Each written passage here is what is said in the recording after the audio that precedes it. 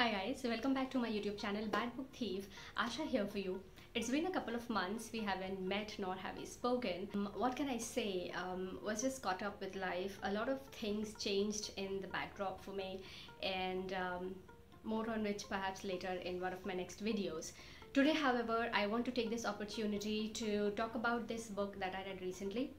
It's the latest novel from our beloved author, Mr. Ruskin Bond, who is, by the way, celebrating his 87th birthday today.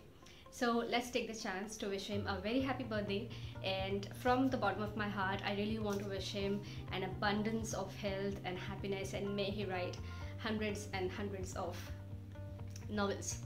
Wouldn't that be fantastic?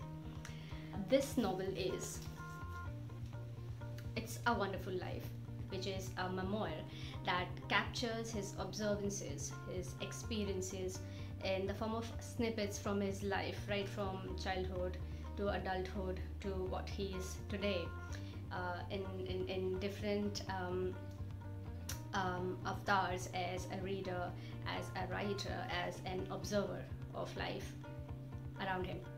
So through all of these experiences, he has tried to highlight how the smallest of things are few of the most important things in life, and how these things kind of make a lot of difference in our life if we take the time to notice and acknowledge and appreciate them. For those of you who know that I am a big time Mr. Bond admirer, and I've read almost everything he's ever written, so this book again was quite a pleasure to read. Although I would like to say that this does not have anything distinct or very unique. It's like most of his other novels, but I think what makes it outstanding is the fact that it's published at the right time. In the current situation, when the pandemic is growing tough on all of us, and directly or indirectly we are all impacted by it, this book comes as quite a pleasure, quite a packet of joy, a bundle of joy rather. And I remember when I was reading this, and one of my friends asked me, what do I think of the book? And I was almost about 80% done reading it, and I said it felt like an oasis in the desert. And when I was thinking about it later, I thought that's the best way I could have described it, because this feels exactly like that.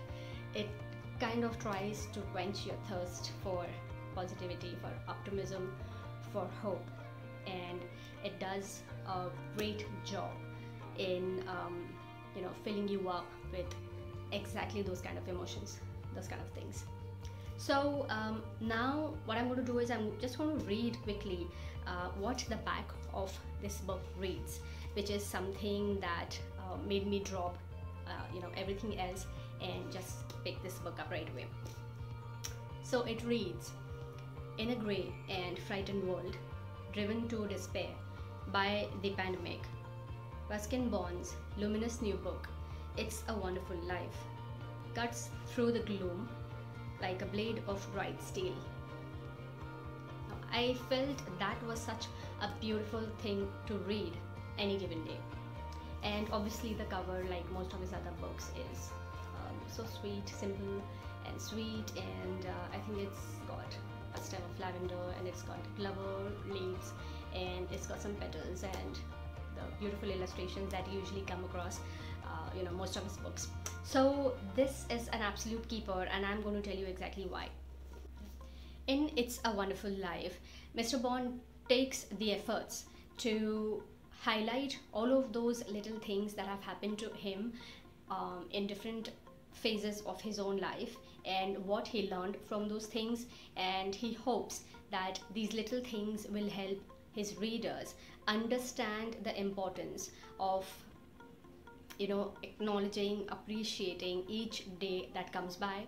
Even the tagline of the book reads Roads to Happiness, and that's exactly what he aims to do with each of the chapters. These are really small chapters in here, about a page and a half to 2 pages long, and the book itself is very short in the sense that It's only about 150 odd pages. This is a hardjacket. I'm sure the paperback is available, and you'll finish reading it before you know. The best part I think about this book is that it's written in such a fashion that no matter what age you are, you will love this book.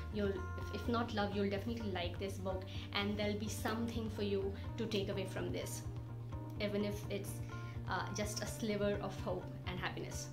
It definitely does show us how we can take inspiration from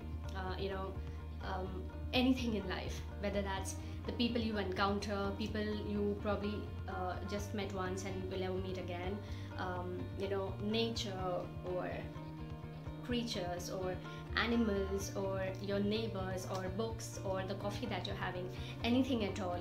And you just have to have the compassion, the patience to understand the language of these things around you. You ought to have keen ears and eyes to be able to see and listen to the message that these things are constantly passing on to you. And in a way, they are always motivating you, inspiring you to look at the brighter side of life. That's what this book aims at doing. And I'm sure no matter what mood you have, that you come to this book, you're going to definitely enjoy this and leave feeling a lot lighter, a lot happier. I'm sure of that.